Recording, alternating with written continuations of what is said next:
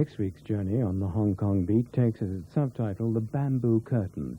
A delicate and unspoken code of behavior exists between Hong Kong and China, which is practical and by which neither loses face.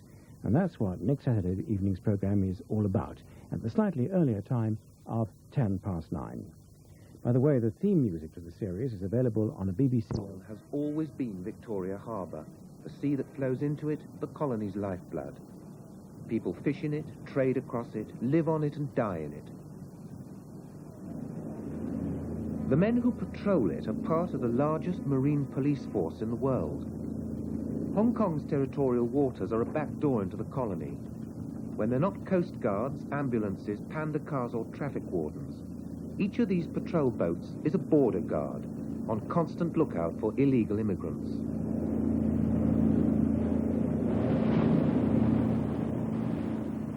In a colony as delicately balanced as this one, the government is determined that illegal immigrants won't be allowed to rock the boat.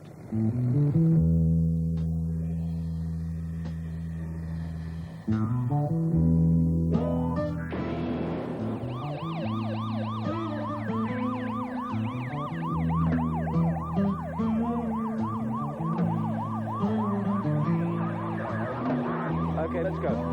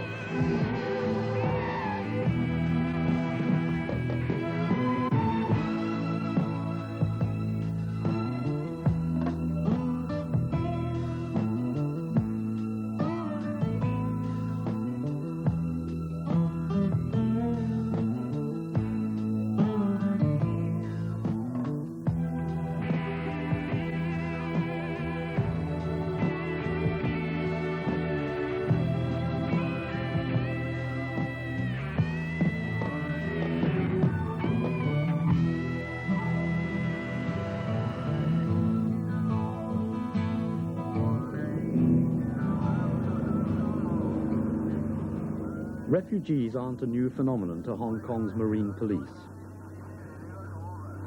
But these are. These people are not Chinese from the communist mainland, they're Vietnamese from Da Nang. Incredibly, they've sailed over 500 miles in this. 23 men, women and children in a 20-foot open boat, crudely adapted to make it unsinkable.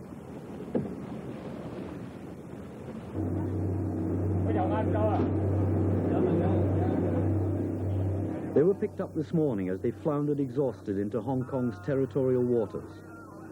For the last 12 days, adults and children alike have suffered salt spray, blistering sun and storms in an almost suicidal bid for freedom.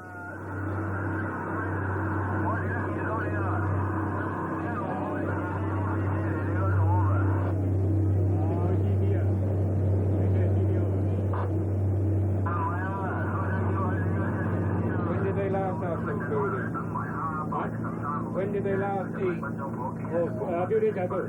Because they only save the 5 days, the few days they put on board. They only put at the sea about in 12 days. For 3 days, the grown-ups haven't eaten. They gave their rations to the children.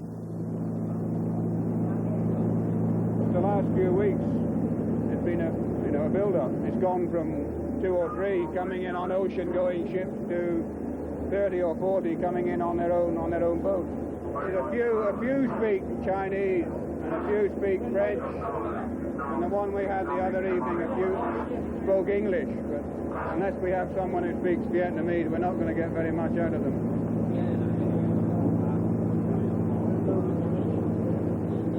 Since the beginning, immigrants, legal and illegal, have been both the scourge and the salvation of Hong Kong. A pool of cheap labor slogging it out in factories and sweatshops has made the colony rich. But in the 30 years since Mao took over in China, the pool's become a lake. To the embarrassment of Peking, waves of illegal immigrants have helped push the colony's population from 500,000 to 4.5. To the embarrassment of Whitehall, this has created some appalling social conditions for the Chinese in Hong Kong.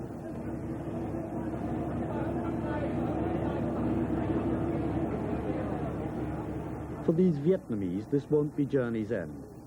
Hong Kong doesn't want them, and fortunately they don't want Hong Kong. They'd much rather go west, preferably to the United States. But they will be allowed to stay here for 6 months. During this time, the International Red Cross will take up their case and try to persuade the Americans to have them. For the time being, they're the responsibility of Marine Police.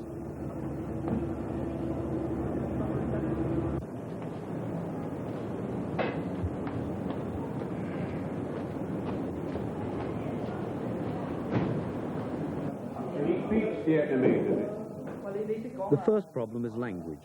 The only Vietnamese speaker in the force is a bit bewildered and camera shy. He's from Special Branch. Well, don't start questioning them yet. Just sit down with them and talk to them and get their cooperation, okay? Just try and make friends with one or two of them. Talk to them in Vietnamese and see how they are, how they feel, whether they're hungry, that sort of thing. Don't start taking any statements yet. That'll come later on when you find out who they are, what they're doing, that sort of thing.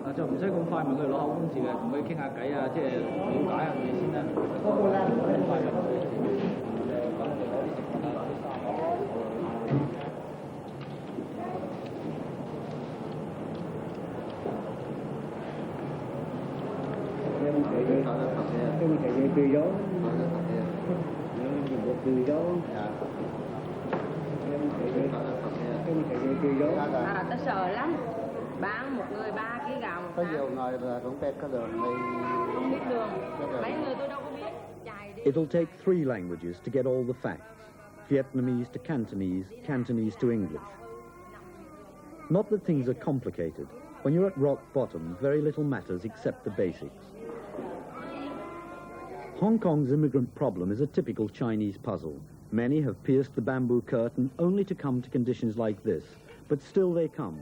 Peking won't admit that there's any border to cross, but still she guards it heavily. Nowhere is the uneasy diplomatic doublethink more evident than in the little town of Chateaucoq. Here the border with China runs right down the high street. The town lies at the foot of China Mountain on the edge of Mears Bay. You can't stroll over China Mountain into Hong Kong, for the border and the town are in a closed area, accessible only to those who live there. Chateaucoq is a sensitive town. In 1967, the Chinese opened fire across the high street, killing 5 policemen. This is the funny thing about this place. A villager living on Hong Kong side will probably have a brother or a mother or somebody else living on the China side. And because of this, they move around within the village. Now, actually, there's a guard normally sitting in that guardhouse over there. But he might be doing a patrol at the moment, so we're not lucky at the moment. But what we do, we don't go into the nullah. Although that's in British territory, we stay this side of this wall. We could, in effect, go onto the path on the other side as long as we stayed on this side of the boundary stones, but we don't do that, obviously. We just stay well over this side. There's no point of going over. All those children just standing over there are actually standing in China, not in Hong Kong territory. They're in China. They wander across at will. It's one of the Chinese guards who just come out, the border guards. Yeah. They have them in Macau and in Hong Kong, and they change over duties. Their purpose is mainly to maintain control on their side. Do they ever come over the Hong Kong side, the Chinese guards? No, they're very good. They stay on their side and look after them. They don't cross over at all. So we don't have any dealings? We don't have any communication whatsoever. No, don't try and get chatty, otherwise they might get a bit upset. We get on with our job, they get on with their job. Any approach that would have to be made would be at a much higher diplomatic level, and that would be it. Yeah.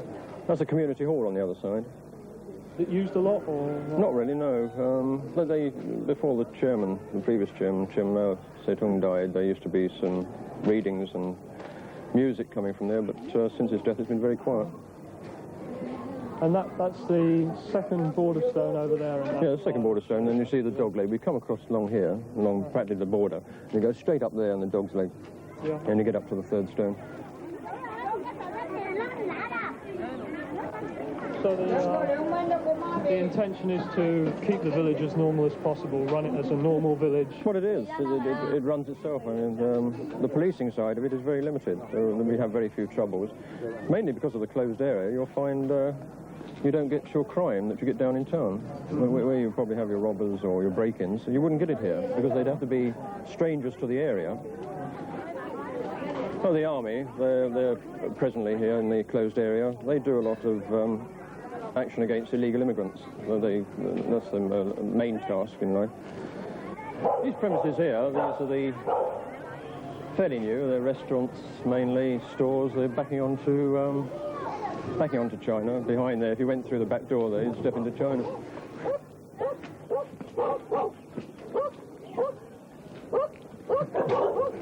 The dogs here, they're a bit vicious down here. There's a particular vicious dog down here. I wouldn't go too near if you'd avoid him. This is more or less a cul-de-sac. You see, you come down here. If you don't know the area very well, you're coming down here now, you end up at that premises and you can't go any further. Now, yes, this here, Adrian, is in China. You get a sense, it's a funny feeling, really. There's nothing to differentiate China from Hong Kong. But you get this feeling, yeah, well, the road, and you've got the border stones, the boundary stones. But you always get this feeling that when you get into that road, you can sense the difference. There is a sort of foreboding about it. As I say, don't just walk willy-nilly. There's a gentleman over there in China. And this road here, we've got boundary stones and so on. There's the boundary stone is up there over by we've got the boundary stone next to the tree. Yeah. So the border runs from almost near where we are, right up there. You get quite a lot of movement across the street as well. But as I say, the only time we generally come in here is when we have some sort of action, regards fireworks or summons to serve. I mean, people commit offences downtown, they have to have the summons to serve, so we bring them up. Again, I don't want to... Those gentlemen in the white and blue are in actual fact. Those chaps in the white and blue, don't keep looking at them. The chaps in the white and blue are the local policemen. They look after the sort of civilian side problems over there. They're not military at all? No, they're not really military, no. Although they do carry arms when they need to. Anyway, what we'll do now is I'll take you through another part of the area of the village and show you another area of the road, Chung Ying Street, another stretch of the road, Chung Ying Street, which leads up to, there's some of our gentlemen round there. I don't know if we should go up there anymore. I think it's getting rather delicate. No, it's a bit further down. No, I think we've got to just get a bit up here, and there's one or two other people down there, which we can have a look further up, perhaps. No, there's a small group down there, and if they start getting fidgety, they have been known to come across. Yeah, 67 we had the disturbances there. Several policemen were killed up here at that time. This was at the police post. It was badly damaged. It was very flimsy sort of structure compared with the present one. Now, this is the interesting part. This, as you see, Chung Ying Street runs up here. We've seen all the boundary stones further down there, going from 1 to 7. Yeah. And there's the last boundary stone up there. Now, this is interesting. You can't really see the premises because it's behind the series of trees and that grey building. But just beyond there is the customs house. That's the old maritime customs I mentioned before. And the bridge, you see, there's a river flowing under that. Yeah. And if you carry on up there, past the boundary stone, over the bridge, you're in China. So don't go too far. Right, step lightly, yes. And that's about it. I think if we move away now. Chief Inspector Taylor has a delicate diplomatic job policing a town divided by a border that doesn't exist. It doesn't exist because the Chinese say it doesn't. To them, Hong Kong is part of China. Yet the non-existent border is patrolled by very real guards with very real guns. And apart from the local villagers, anyone trying to cross the non-existent border would certainly find his way blocked. The best way into Hong Kong, if you haven't a visa, is by sea. Mears Bay is the freedom swimmers' favorite route. It's only a mile across at its narrowest, but the currents are strong. To the Chinese, the water is cold, and there are sharks. We've had a lot of evidence of shark attacks against illegal immigrant swimmers some pretty gruesome photographs of bodies we had found. These photographs we've sent off to Australia and America to shark experts, and they have confirmed that people have been bitten by sharks. But still, this doesn't deter the illegal immigrant swimmer in his desire to get to the bright lights of Hong Kong. Well, this is pretty standard equipment used by illegal immigrants crossing Mears Bay, or freedom swimmers. You can see this in a rubber-type dinghy constructed out of surgical bed sheeting, strong adhesive supports here. In addition, they use a rubber tubing, which is very similar to an inner tube of a bicycle. It isn't quite, as you can see, it's a little bit bigger than a bicycle inner tube. This, of course, they just wrap round their shoulders to keep them afloat. In addition, they have a sort of make-learn life jacket. It's a little canvas jacket with pockets, and inside the pockets they put contraceptives. See if we can find one here. Now, there's some in here, and these contraceptives have come out of it. We arrested 3 illegal immigrant swimmers the other night in this particular craft.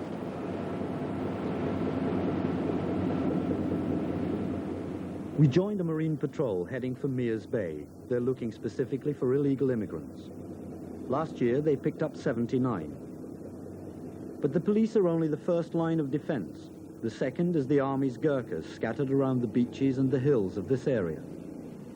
It's unlikely that anyone would attempt the crossing in broad daylight, but it's not uncommon for junks to have picked up swimmers during the night and to ferry them to a remote island. Junks are searched as a matter of routine. 你哋一隻船排一邊咧，一隻排紅火，一隻排綠火。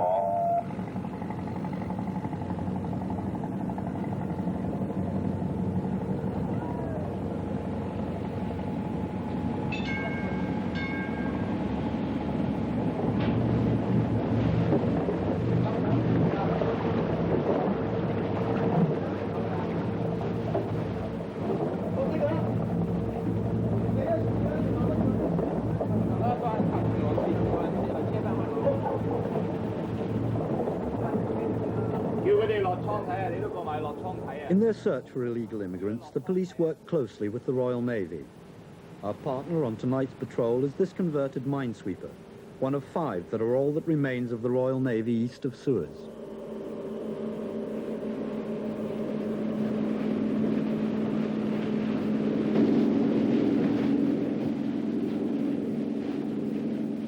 As we cruise around waiting for dusk to come and the search to begin in earnest, our captain, Chief Inspector Spencer Fu, explains how the police do detect people in the water after dark. If they are on the rafts, we have a better detection of them on our radar. Otherwise, we will have to rely on our night observation device, which is a light intensifier telescope, which will give us a very good vision of the sea surface, even in the dark with the light of stars only. So, from our experience, they normally come across the nearest the Hong Kong coast, so it will be somewhere from here or even from here. As dusk falls, we begin the sweep of the Freedom Swimmers Bay.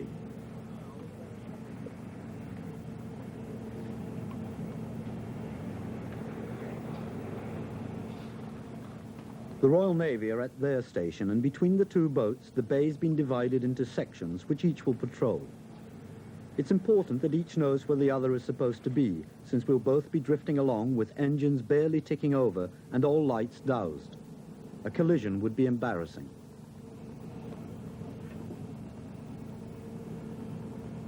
It's hard to see anything except the local fishing boats with their bright lights hanging from the stern, luring the shoals of fish.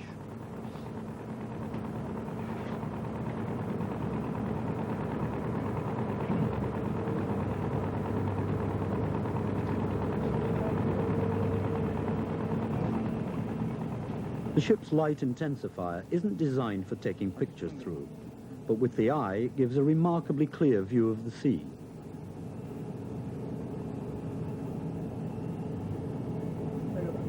Suddenly there's excitement. They've spotted something. What does it look like? It's not moving, that's for sure. at the speed. Do you see it now by moonlight? I can only see a dark shadow. Seems to be quite big. That's what's doubting me. Can you please check the distance? How far away from the city coast? Something look like a rubber floating thing. No, it's paddling. Two people paddling quite hard. Yeah, we got them. Roger. At this stage, you'll only have one Gemini. In fact, all we'd got was the Royal Navy paddling around in a rubber dinghy. What happened to your engine? At least it proved that we weren't asleep, but it was the one and only alarm of the night. At dawn, we were 7 miles from the Chinese coast, heading back to base. No one had really expected to find freedom swimmers on the first night at sea, but what happens now is quite amazing and took everyone by surprise.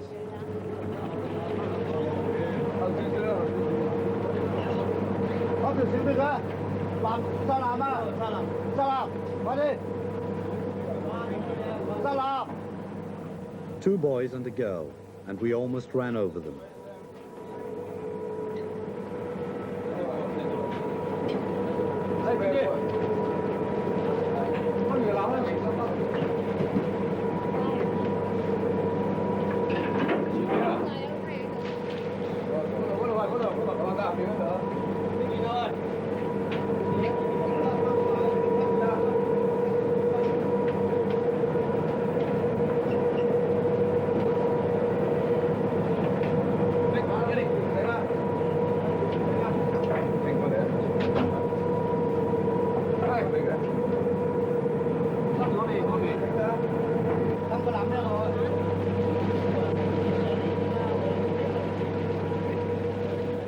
You might have expected delight, even joy, from the police.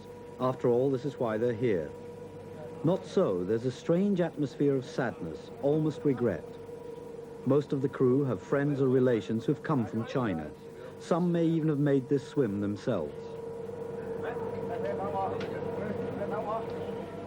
This is the girl.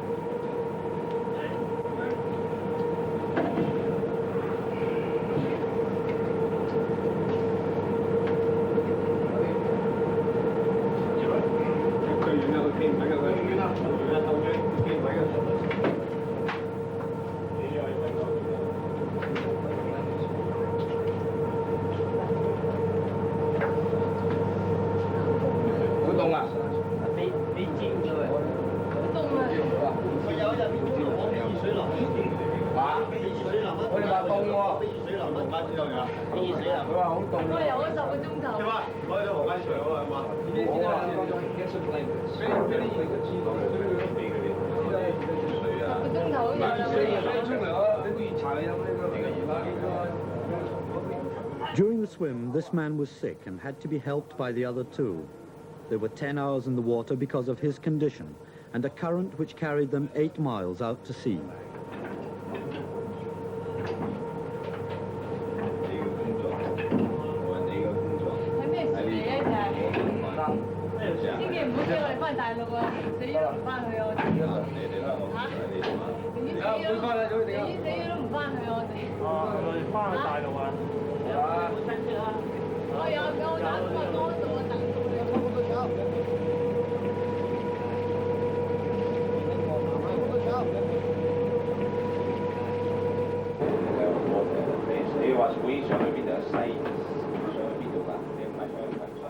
After a shower, hot drinks, and a change of clothing provided by the crew, the illegal immigrants are ready to face some questions from Chief Inspector Fu. But first, there's still that key question that they have for him. 之後例如調查嗰啲工作咧，我哋係唔做嘅。我哋家下問咧，呢啲係俾我哋自己嘅啫。咪然之後咧，就由陸警咧就將你哋解貨，你明唔明啊？你哋話有千祈唔好帶我哋翻去㗎啦。係，你哋好細個知道想要嚟香港㗎啦，咁點解會達到呢個時間咧？好難嘅一件事㗎。因為咧好難入嚟嘅。唔係點解要減到即係成10年以後唔會話好似上個禮拜啊？即係咧好多嘢咧不食你食嘅，人又越嚟越大啦嘛，社會環境跟住你咁，原來即係有時唔到你咁。Where did they get the flotation pillows from? Did they carry them with them along the journey, or did they find them somewhere? 俾錢買嘅咧，定話呢啲日常用品嚟嘅？有買。有得買嘅。They bought them from the place where they come from. What are their occupations? 你哋冚唪唥都係咩？ They are all residents of a commune called Waiyang, and they have been traveling for 8 days before they get to the coastline. And soon as they arrive at the coastline, they get into the water and started the journey across to Hong Kong. According to what they said, that they went into the water at 21:30 hours last night. The time we picked them up is about 06 this morning. It means that they have been in the water for nearly 10 hours. And what accounted for this delay, as claimed, is because one of the three was feeling sick when getting into the water and have to be helped by the other two. So this delayed the journey in swimming across. They claimed that they have to pass through a number of villages and they have to sneak through them in order to avoid being found out. They can only walk in the night and have to hide in the daytime. During their 8 days journey, they have only some fried rice, biscuits, and milk that they carried with them. And they claim that they hope they will have a better life in Hong Kong, and that is their aim in making the journey over.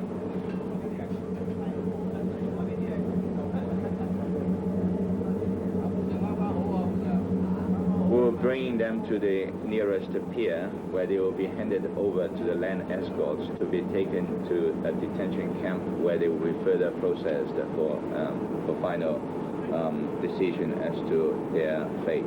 Those were 3 young kids that had been swimming in the water for a long time, walking for a long time, and you know, but I don't think they know, that they're probably going to be returned to mainland China. Does that bother you at all? To a certain extent, I would say yes. Everyone would feel sorry for them. But in picking up them, I feel this is our duty. And what happens afterwards will be something to be decided. All right, we did our job. We picked them up.